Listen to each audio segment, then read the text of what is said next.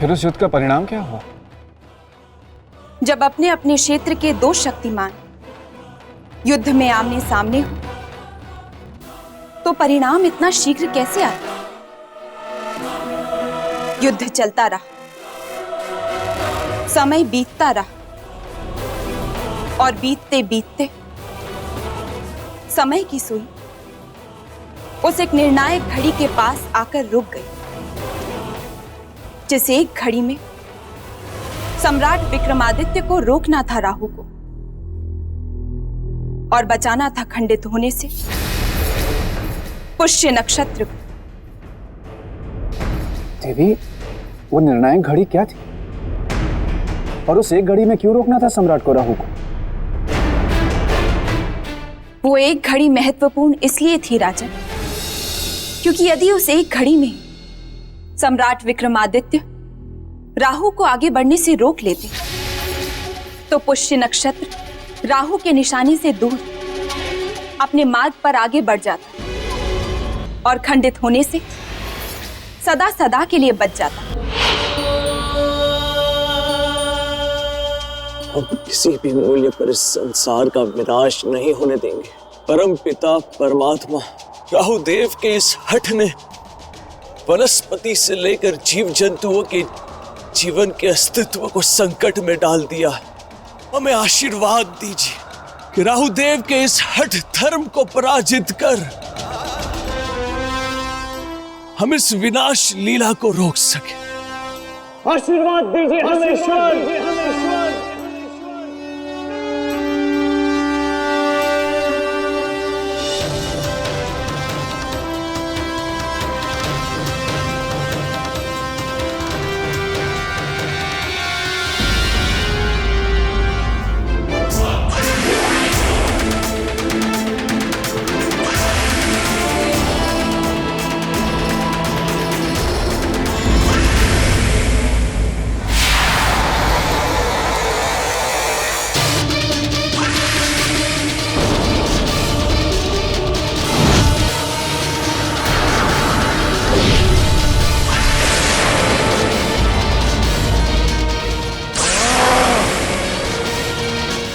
कैसी शक्ति है जिसे हमारा वाहन और हम भेद नहीं पा रहे। और इस प्रकार चक्रवर्ती सम्राट विक्रमादित्य ने एक साथ अपनी सारी शक्तियों का प्रयोग कर राहु को रोक दिया और वो घड़ी टल गई जिस घड़ी में राहु पुष्य नक्षत्र को खंडित कर सकता था। नहीं!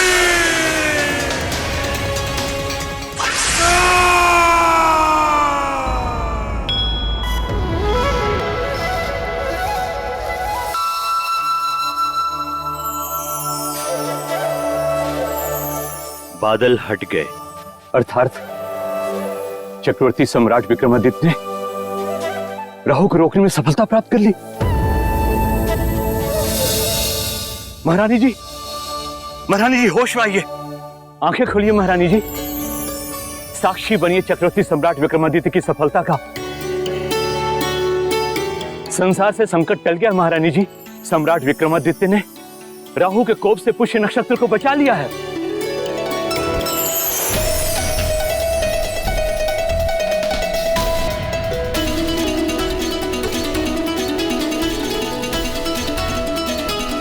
सम्राट की, सम्राट की, सम्राट की, सम्राट की, सम्राट की, सम्राट की।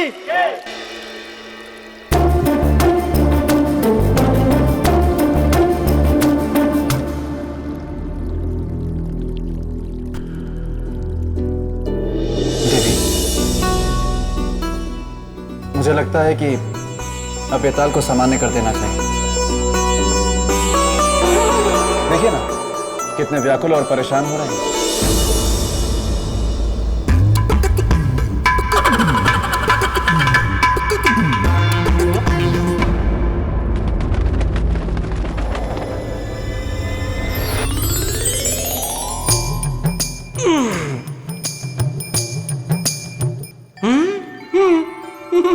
सम्राट विक्रमादित्य की जय। देवी जय लक्ष्मी की भी जय। अच्छा देवी, फिर क्या हुआ? राजन, सम्राट विक्रमादित्य और राहु के बीच का युद्ध चलता रहा और इस युद्ध में एक घड़ी ऐसी आई जब असंभव है मुझे रोकना, असंभव।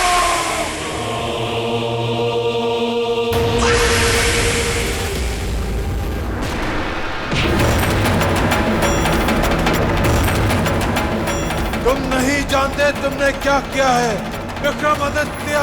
भली भांति जानते हैं राहुदेव। जानते तो तुम राहु से शत्रुता मोल लेने का दुस्साहस नहीं करते। हमने आपसे शत्रुता नहीं, पृथ्वी वासियों से मित्रता निभाई है, उनके जीवन की सुरक्षा करके।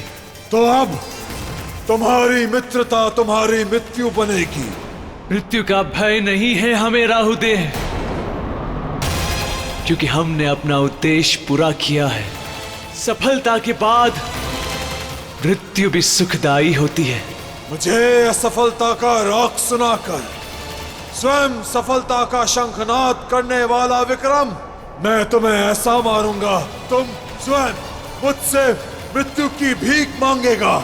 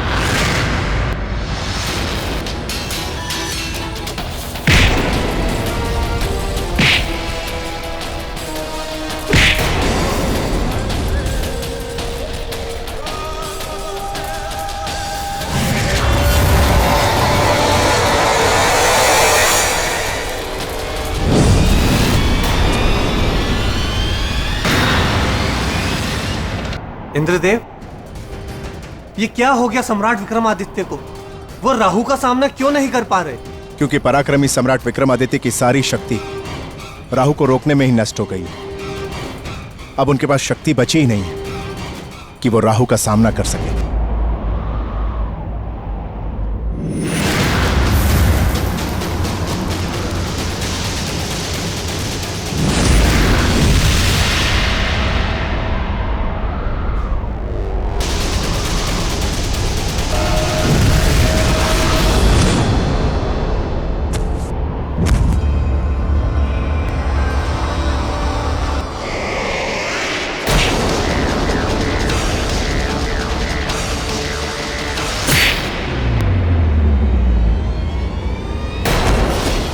इंद्रदेव, हमें कुछ करना ही होगा, अन्यथा इस प्रकार तो राहु सम्राट विक्रमादित्य को मार देंगे। आपने सत्य कहा अग्निदेव।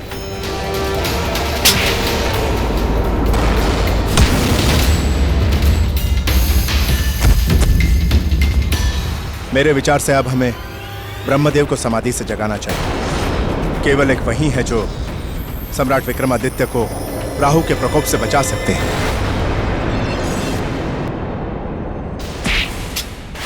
रुक जाओ राहु, रुक जाओ राहु।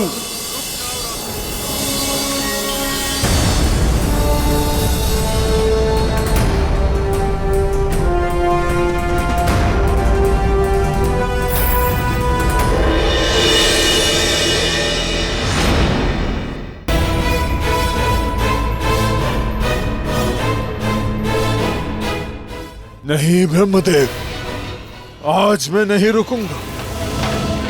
ये मेरा शत्रु है, मेरे प्रतिशोध के मार्ग पे बाधक है। आज मैं इसे जीवित नहीं छोड़ूंगा ब्रह्मदेव। शांत राहु, शांत। क्रोध विनाश की अग्नि है, इसीलिए मैं अपने क्रोध की अग्नि में इसे जलाकर भस्म कर दूंगा। उससे क्या प्राप्त हो? शांति ब्रह्मदेव, सुख। आप नहीं जानते मैं कितना अशांत हूं।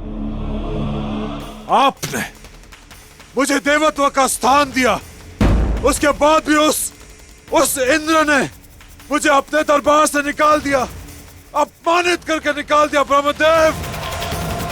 और अब इस विक्रमादित्य ने मेरे प्रतिशोध लेने का अवसर भी छीन लिया मुझसे। यह अपराधी है ब्रह्मदेव, बहुत बड़ा अपराधी, और उसका दंड केवल मृत्यु है। इसलिए आप बीच में मत आइए। ठीक, नहीं आऊंगा तुम्हारे बीच। किंतु एक बात बताओ, तुम्हारे इस क्रोध और प्रतिशोध का कारण क्या है? स्थान ही ना स्थान। मैं तुम्हें ब्रह्मलोक में स्थान देता हूं। आज से मैं तुम्हें ब्रह्मलोक का सभासद नियुक्त करता हूं। क्या? हाँ, आज से तुम ब्रह्मा के दरबारी कहलाओ। सत्य ब्रह्मदेव? हाँ राहुल, आज से तुम मेरे लोक में वास करो। आपका बहुत बहुत धन्यवाद ब्रह्मदेव।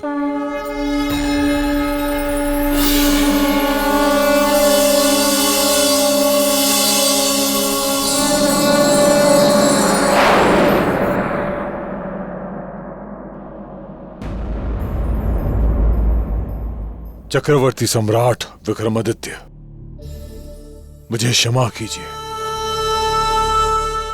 आज आपके कारण मुझे इतना बड़ा सम्मान मिला है।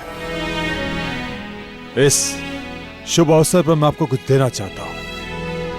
मेरा वरदान स्वीकार करें। अगर आप हमसे प्रसन्न हैं तो वचन दीजिए कि आज के बाद पुष्य नक्षत्र को खंडित करने के लिए आप कभी भी शस्त्र नहीं उठाएंगे।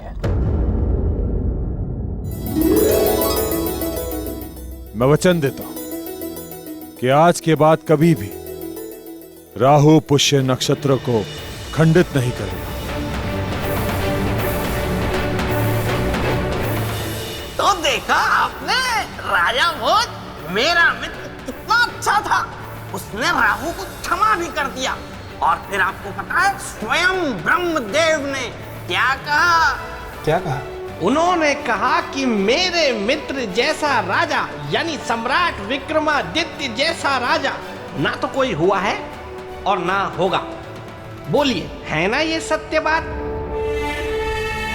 एकदम सत्य बात है। देखा राजन, अब तो आपने खुद इस बात को स्वीकार कर लिया कि ये सत्य बात है। मतलब विवाद खत्म। तो अब आप इस सिंहासन को भूल जाइए। बेताल,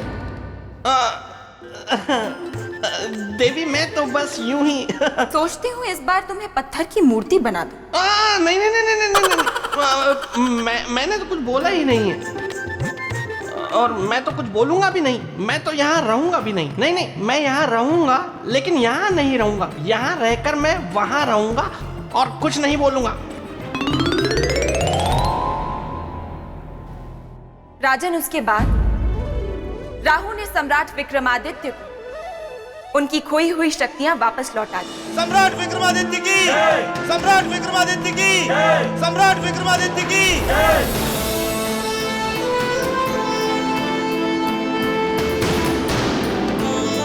पराक्रमी सम्राट विक्रमादित्य, यह कहना अनुचित नहीं होगा कि आपने अपने पराक्रम एवं वीरता से एक नए युग का आरंभ किया है। इसलिए हम सभी देव आपको यह आशीर्वाद देते हैं कि अब से आपके जन्म दिवस से एक नए युग का आरंभ होगा जो विक्रम संवत के नाम से जाना जाएगा। और केवल इतना ही नहीं सम्राट, अब ज्योतिष और ग्रह नक्षत्रों की सारी गणनाएं भी विक्रम संवत के अनुसार ही की जाएंगी।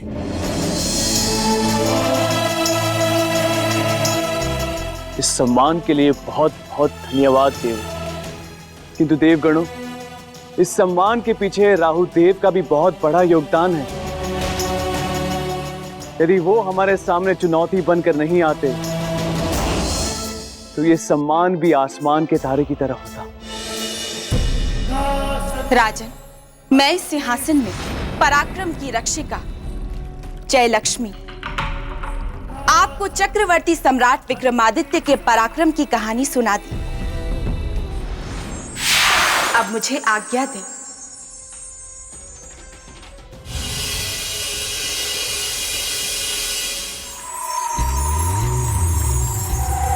क्या हुआ राजन?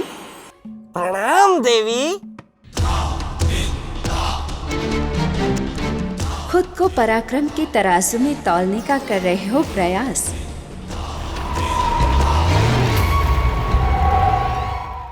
या बिना प्रयास चले जाने में ही भलाई का कर रहे हैं आभास? देवी आप? हाँ, मैं विचारों के भंवर में उलझ गए? नहीं, क्या दुविधा है? सिंहासन को पाने की या खोने की? नहीं देवी, कोई दुविधा नहीं। तब उत्सुकता है बाकी के 31 गुणों को जानने की। सिंहासन जो इस सिंहासन के आधार हैं।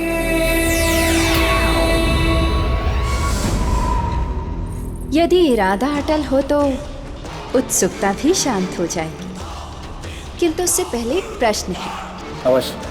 आपने सम्राट विक्रमादित्य के पराक्रम की कहानी तो सुन ली। जी।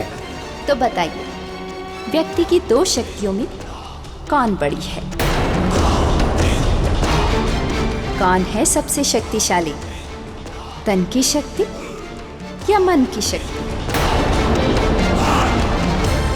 किस शक्ति धारक को आप कहेंगे सबसे भाग्यशाली?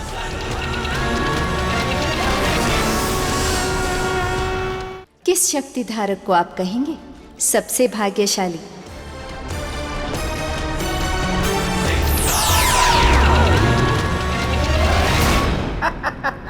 राजन, आप बहुत अच्छे इंसान हैं। आप अपनी प्रजा का बड़ा अच्छा ख्याल रखते हैं। वाह वाह वाह वाह वाह। आप कहाँ इस सिंहासन और इन पुतलियों के चक्कर में पड़ गए? कहाँ इस प्रश्न उत्तर के खेल में आप अपना समय व्यर्थ कर रहे हैं? अरे छोड़िए ये सब प्रश्न उत्तर का खेल, जाने दीजिए इस सिंहासन को। आप जाइए, जाकर आप अपना राजपाट संभालिए, प्रजा का ध्यान दीजिए। वैसे भी आप मेरे मित्र की बराबरी नहीं कर पाएंगे। बेटा, भले ही मैं तुम्हारे मित्र की बराबरी ना कर पाऊं, परंतु तुम्हारी प्रशंसा अवश्य करूंगा।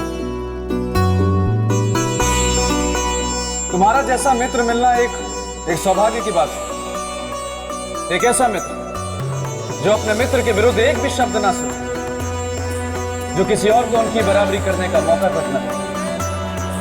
आप महान हैं, महान। मैं तो स्वभाव से ही ऐसा हूं राजन। वैसे मैं भी सोच रहा था कि आपकी प्रशंसा करूं। राजा भोज, अगर आप चतुर हैं तो मैं भी महाचतुर हूं। आप डाल डाल हैं तो मैं पात पात। समझ जाता मैं आपकी हर बात बात को। आप मेरी और मेरे मित्र की प्रशंसा करके उस सिंहासन तक पहुंचना चाहते हैं। लेकिन मैं ऐसा कभी नहीं होने दूंगा। ये क्या हो गया? भाग बेताल।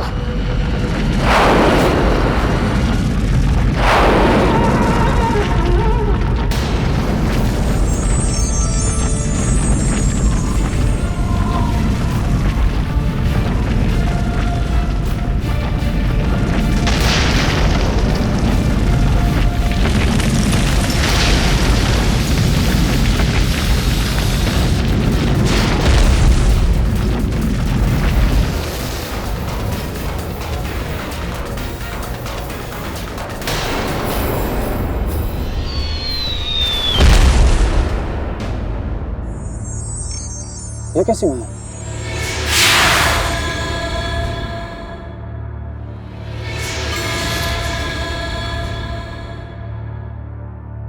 ये मैं कहाँ आ गया हूँ?